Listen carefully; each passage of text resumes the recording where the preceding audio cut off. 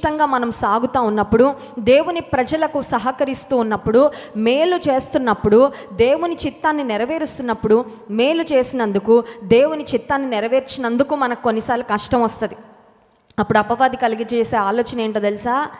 చెడు చేసిన వాళ్ళందరూ బాగున్నారులే, నువ్వు మంచి చేస్తున్నావు కదా, నువ్వు అందరికీ సహాయం చేస్తున్నావు కదా, నువ్వు దేవుని చిత్తాన్ని నెరవేర్చాలనే పట్టుదల కలిగి ఉన్నావు కదా, చూడు నీకొక్కదానికే కష్టాలు, నీకొక్కదానికే శ్రమలు, నువ్వు దేవుని కొరకు నిలబడ్డావు కాబట్టి నీకు ఇలాంటి పరిస్థితులు వస్తున్నాయి. అందుకని you better compromise with the world. రాజీ పడిపోయి